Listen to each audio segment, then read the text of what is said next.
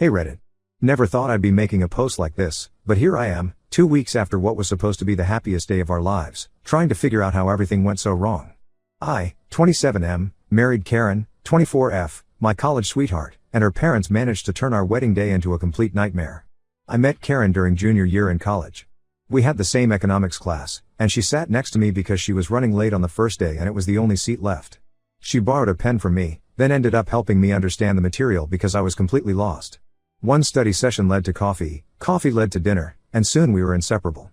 Karen came from what looked like the perfect family. Her dad Tom, 52M, started as a junior accountant and worked his way up to being CFO of a major company. Her mom Linda, 48F, was this super involved community leader type, PTA president when the kids were in school, organized all the neighborhood events, ran charity auctions, that sort of thing. They lived in this beautiful colonial house in the suburbs where we spent every holiday. Christmas at their house was like something out of a movie, perfect decorations, amazing food, everyone laughing and happy. What really got me was how Tom and Linda seemed to genuinely like each other even after 27 years of marriage. They'd hold hands at family dinners, dance together at parties, and Linda would pack Tom's lunch every day even though he could obviously buy his own. Karen used to tell me how they met in high school. Tom was the quiet math nerd, Linda was the popular cheerleader who surprised everyone by asking him to prom. They worked their way through college together, Linda waitressing to help put Tom through his master's degree, Tom later supporting Linda when she wanted to quit her job to raise the kids. When I proposed to Karen 2 years ago, her parents were thrilled. Linda immediately jumped into wedding planning mode. She had this huge binder full of ideas she'd apparently been collecting since Karen was a teenager. Tom told me he'd been saving for Karen's wedding since the day she was born and to let him handle all the expenses. I tried to protest but he insisted, saying he'd only get to do this once since Karen was his only daughter. The wedding planning was intense but mostly fun. Linda took charge, working with this fancy wedding planner, coordinating with vendors, sending out save the dates and invitations. She and Karen would spend hours picking out everything from flowers to napkin colors. Tom just kept writing checks without complaint, even when Linda decided we absolutely needed those expensive charger plates no one would really notice. Karen was in heaven planning her dream wedding. She'd always wanted a big traditional ceremony like her parents had. We picked this beautiful old church, the same one where her parents got married. Linda found Karen's dress, this gorgeous thing with lace her grandmother had worn at her own wedding. Everything was falling into place perfectly. Then came our wedding day. We followed tradition and stayed apart the night before. I was with my groomsmen at my parents' house, Karen was at her parents' place with her bridesmaids. The plan was for everyone to meet at the church, guys in one prep room, girls in another. I was helping my best man Matt fix his tie when Karen's maid of honor Kate burst into our room looking panicked. She pulled me into the hallway and told me Linda had just dropped a nuclear bomb on Karen while she was getting her hair and makeup done. Apparently, Linda and Tom were getting divorced. Linda had already filed the papers weeks ago and had just decided that this was the perfect moment to tell her daughter. Kate said Linda's exact words were, "I need to be honest with you before you start your marriage. Your father and I are getting divorced. I filed the papers last month. I wanted to wait until after the wedding to tell you but I couldn't stand here watching you start your life with a lie hanging over us." Karen was hysterical. She'd already had her makeup done and it was ruined from crying. The makeup artist was trying to fix it but Karen couldn't stop sobbing. Kate said Linda was just sitting there talking about how marriage shouldn't be about pretending everything's perfect and how she wanted Karen to know the truth before her own wedding. I wanted to go to Karen immediately but everyone kept saying it would be bad luck, that we should stick to tradition. My mom even quoted some old superstition about how seeing the bride early would curse the marriage. Looking back, I should have ignored all of them and gone to comfort my future wife. By the time the ceremony started, everyone knew. You could feel it in the church, all these whispers and sad looks.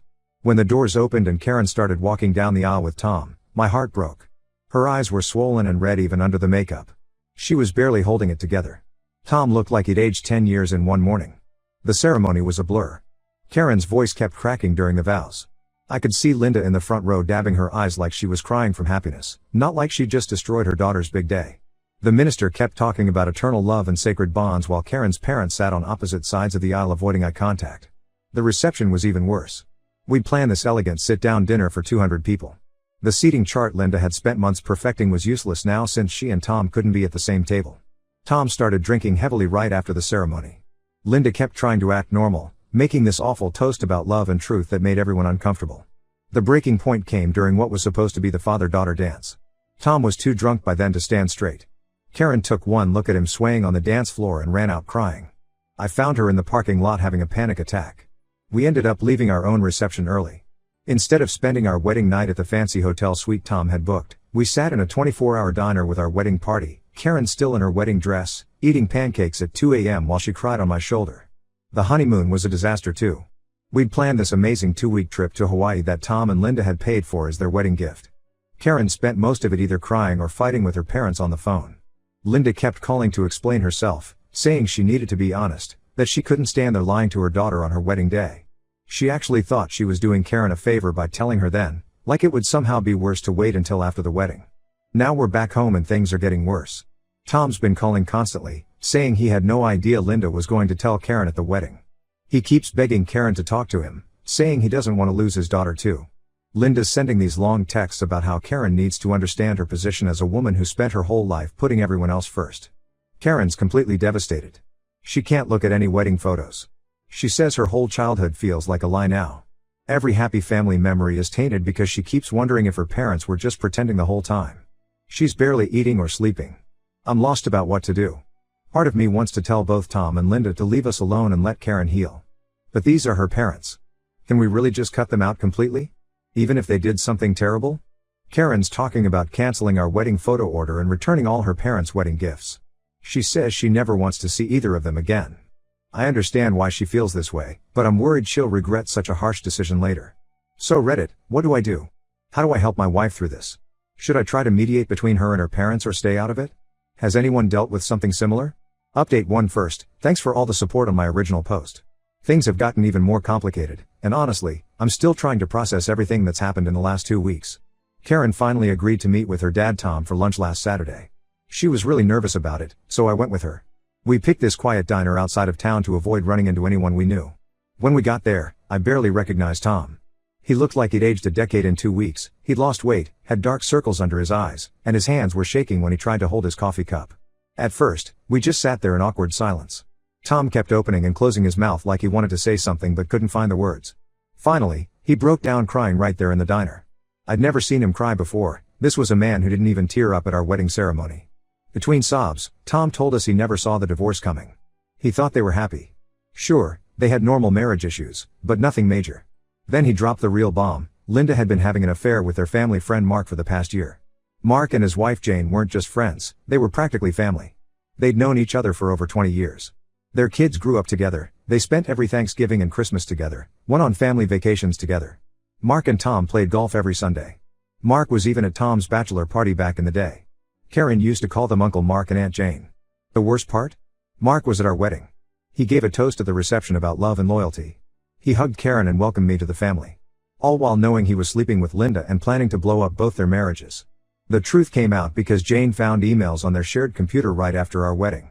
Apparently Linda and Mark had been planning to wait until after the wedding to announce they were leaving their spouses.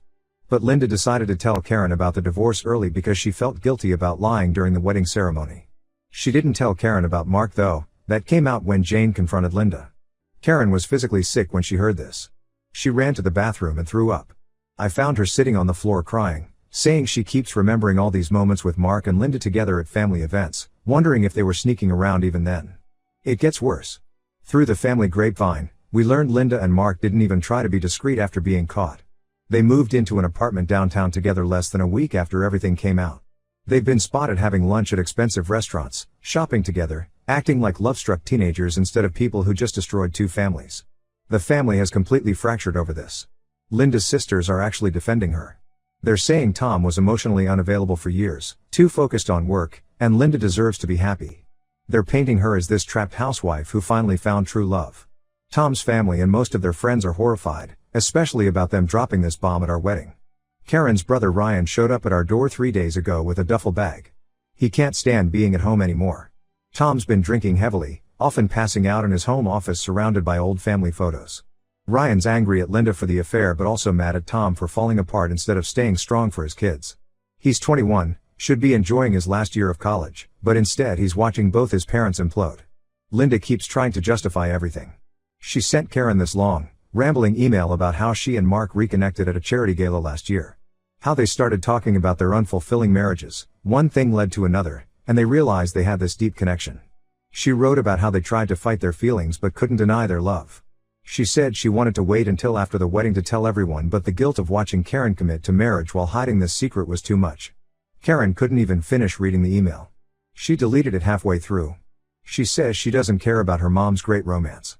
All she can think about is every family dinner, Every holiday, every special moment from the past year where Linda and Mark were probably sneaking around. She keeps questioning every memory. Was Mark already with her mom when he helped Karen move into her first apartment? Were they together when Linda helped Karen pick out her wedding dress? I'm trying my best to support Karen, but honestly, I feel helpless. She's talking about changing her number and moving to a different city just to get away from all this drama. I understand the impulse, but we both have good jobs here and just signed a year-long lease. Plus, running away won't fix the underlying issues. Tom's drinking is really concerning everyone. Ryan says he found him passed out at his desk twice last week. There were empty whiskey bottles hidden around the house. Karen feels somehow responsible, like she needs to help him but doesn't know how. She's afraid he'll drink himself to death if someone doesn't intervene. The whole situation is just getting worse by the day. Linda and Mark seem to have no shame. They're going out to all the family's regular places, running into people they know, acting like what they did was perfectly normal. Jane is understandably furious and has been telling anyone who will listen about what they did. I never thought I'd say this, but I'm starting to think Karen's right about cutting contact with Linda, at least for now. Every time she reaches out, she just makes things worse with her attempts to justify what she did. But what about Tom? He's clearly not handling this well, but he's also a victim in all this. Do we try to help him? Push him to get help for the drinking? Stay out of it completely? Ryan's planning to stay with us for a while, at least until things calm down. Karen's glad to have her brother here, but it's also a constant reminder of how their family has fallen apart. Any advice on how to handle this mess? How do we support Tom without getting dragged too deep into the drama? And how do I help Karen deal with this level of betrayal from not just her mom but someone she viewed as a second father? Update: 2 things have gone from bad to worse in ways I never imagined possible.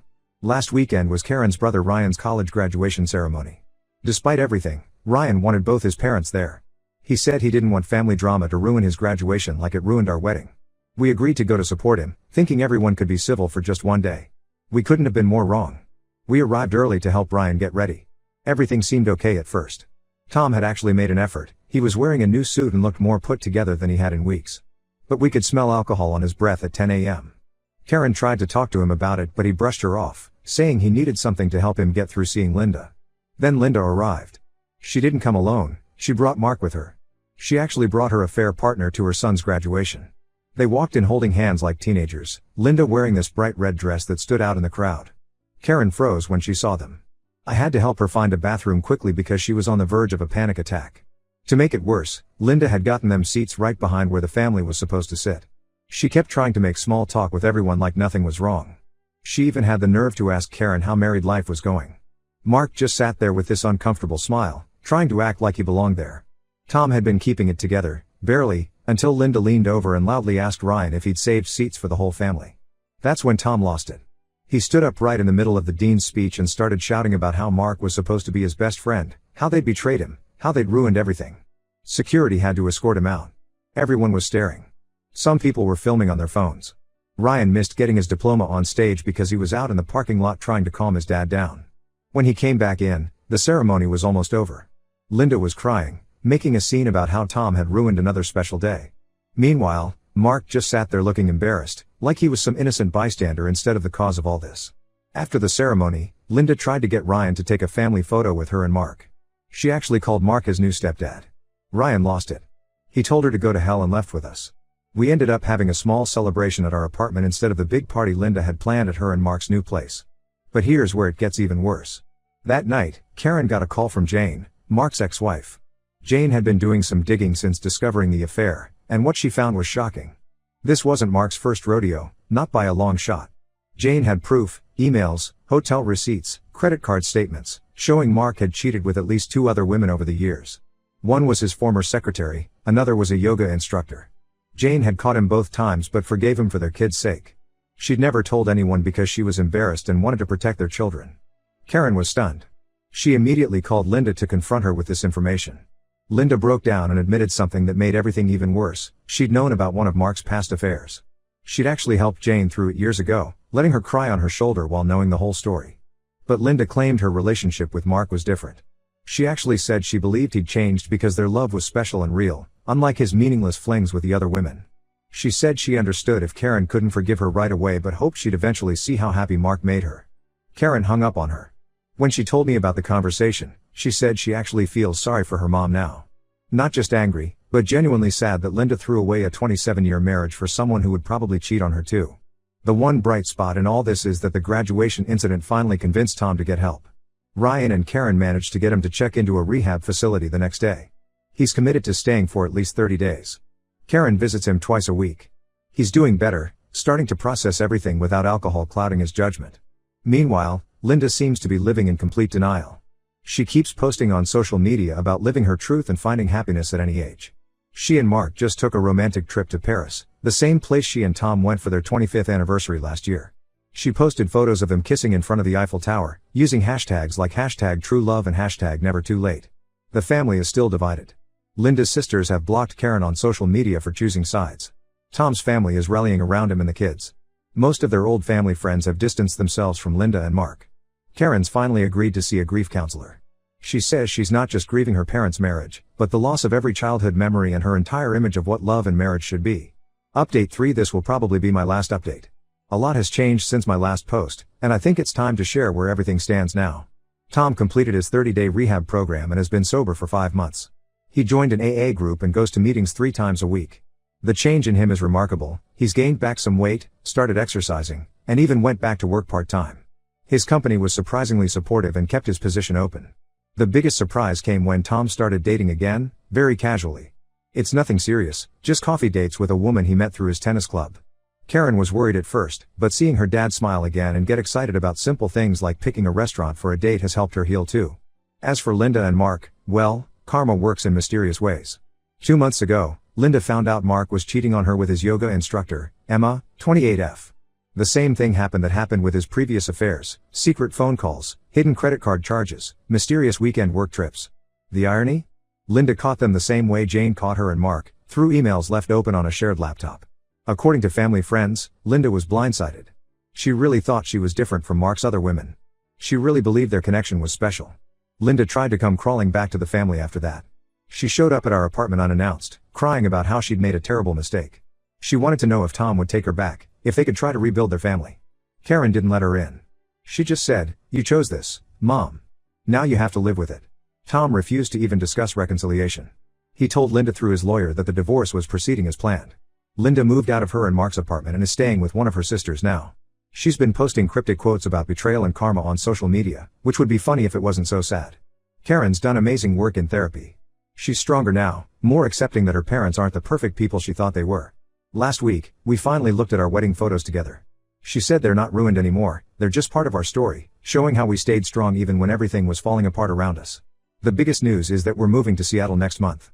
I got offered a promotion that would mean relocating, and Karen thinks the fresh start feels right. She's already found a job there too, something she's really excited about.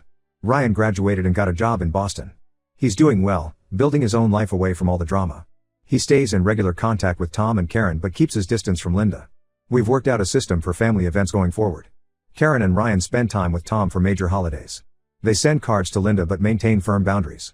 Tom's family has embraced this arrangement, always making sure to schedule celebrations when they know Linda won't be around. Linda's latest Facebook post suggests she's finding herself through yoga and meditation retreats. Mark married Emma 3 weeks after his divorce from Linda was finalized. No one from either family attended the wedding. Sometimes the best ending isn't the happy one where everyone forgives each other and becomes one big family again. Sometimes it's about accepting that relationships change, that people aren't who we thought they were, and that's okay.